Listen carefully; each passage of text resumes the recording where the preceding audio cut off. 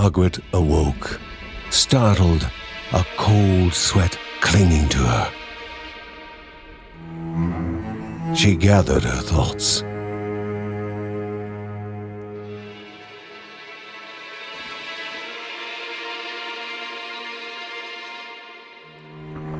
Aged wood creaked, echoing through the quiet rooms.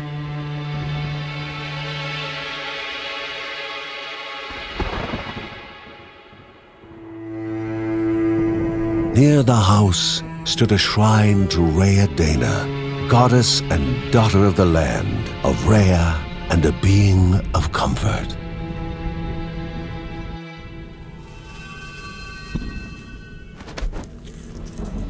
Margaret sought answers. But the goddess did not speak. There was only the faint whisper of something dark, something hungry.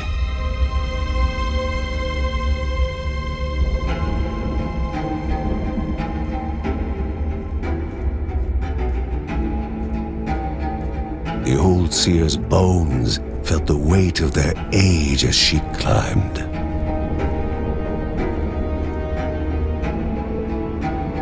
The only thought on her mind, has it begun again?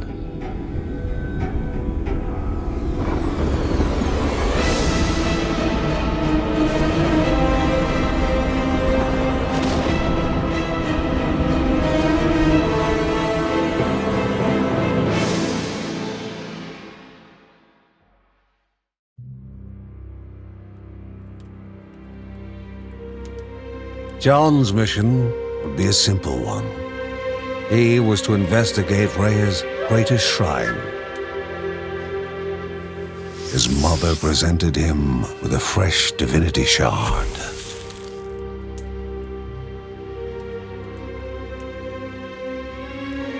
From his brother came a newly sharpened sword.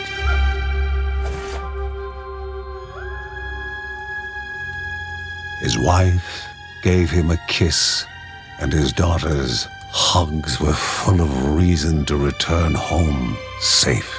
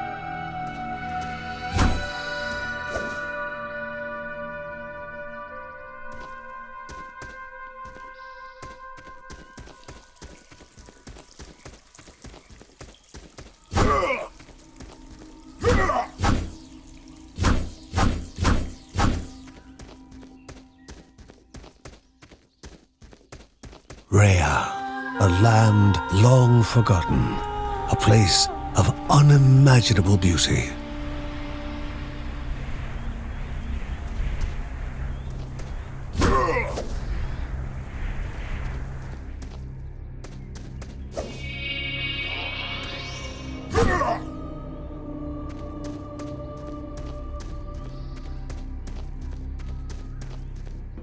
It first appeared as sludge given life, slithering creatures, small and vile.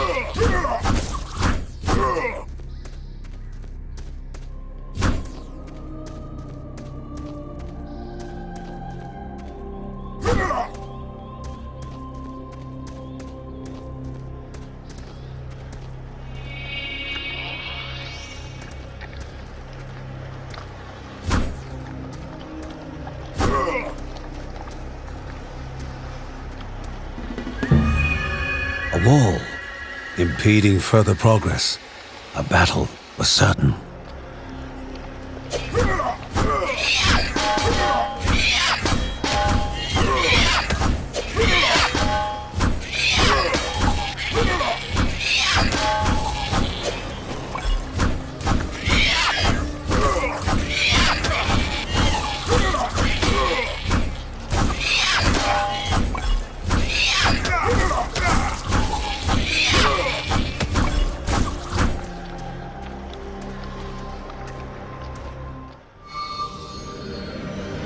Banished by light itself, the corruption abated, leaving the shard cold in hand, dark, in need of life.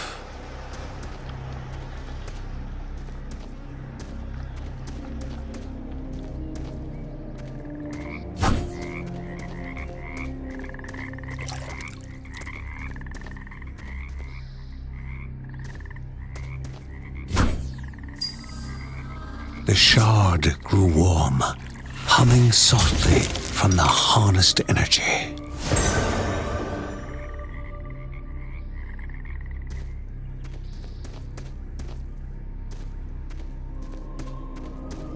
Before him was now one more dangerous than those that came before.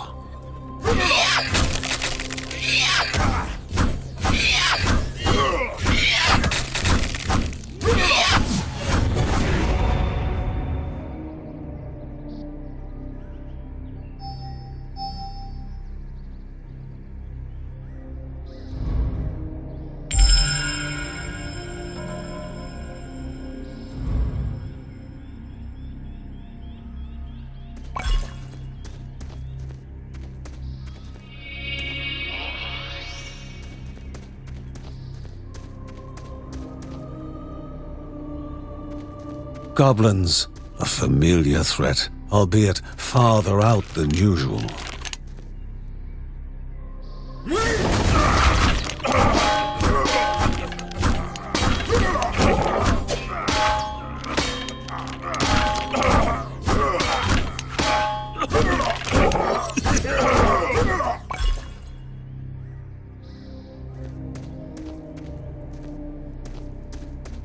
Magnificent, but dangerous, a land of love found and of love lost.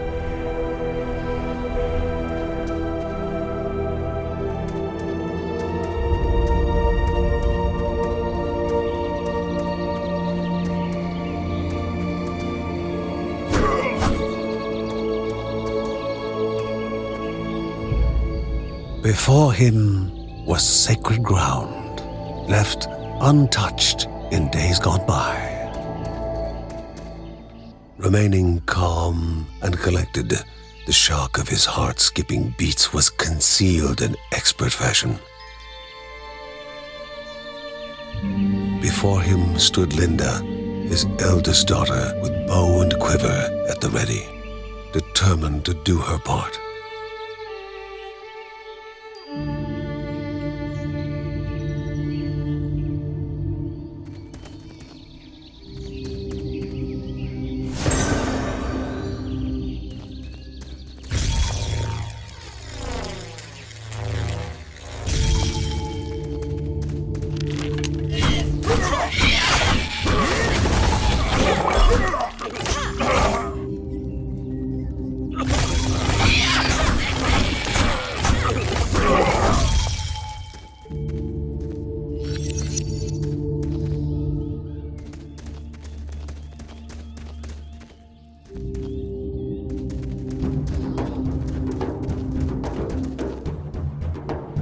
Before the Guardians were not beasts feeding, but monsters consuming, destroying others. They corrupted and distorted, creating even more hungry husks.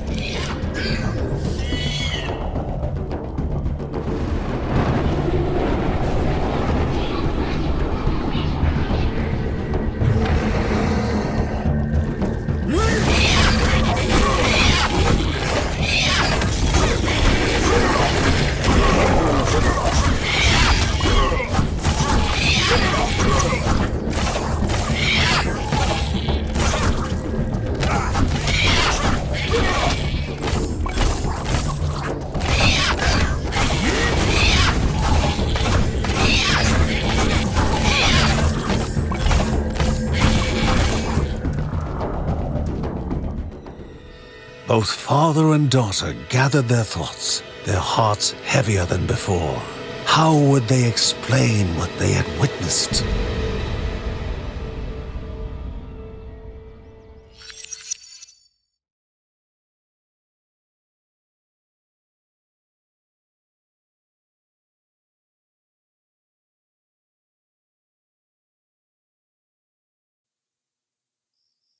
The ancient tree had been cut down. Together, father and daughter described the horror, the creatures dripping with decay that slithered into bodies stuck between life and death to bolster their ranks. Grandma Margaret confirmed what they all feared.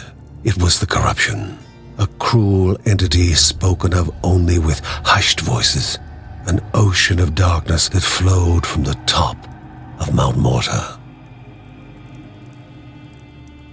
And the Bergsons' duty was to stand against this devouring deluge of death. Kevin was also eager to do his part in the family's fight, especially when his older brother Mark was off somewhere. He was as much a guardian of their mountain home as any of them. She stood. If they were to reach the summit and destroy this evil, as the Bergsons of old had done in the past, they would need the assistance of the sanctuary.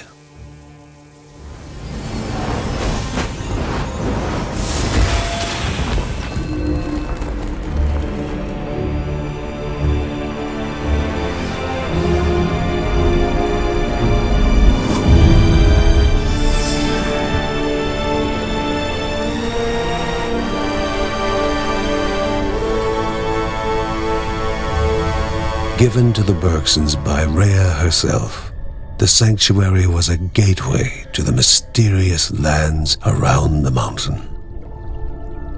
Margaret pointed to the huge crystal at the center of the den, revealing their next task: to activate it and open the way to the source of the corruption.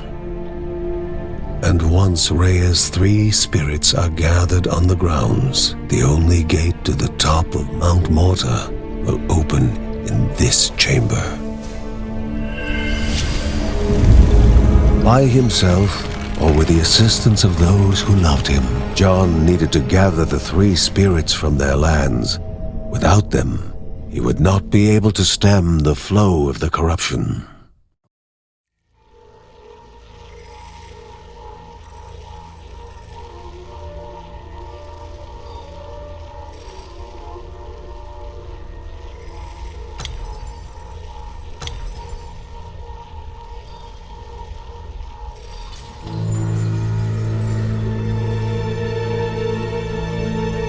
A celestial shard chipped directly from the ancient crystal in the sanctuary.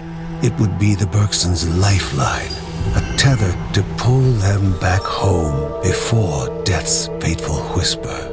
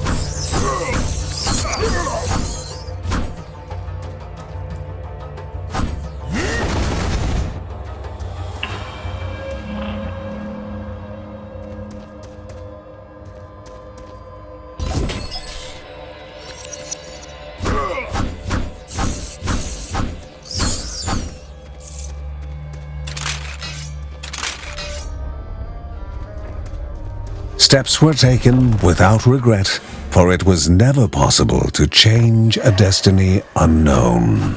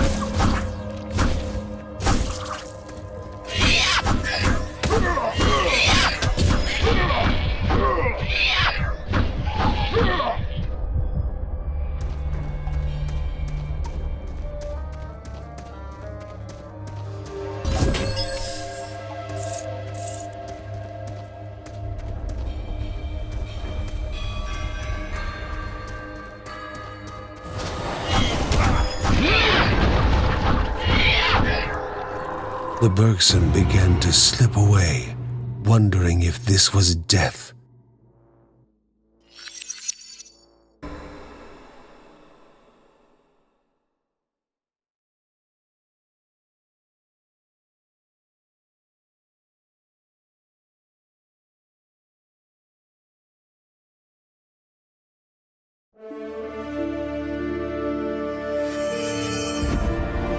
They gasped for air as the celestial shard brought them back, a sensation no hero could become accustomed to.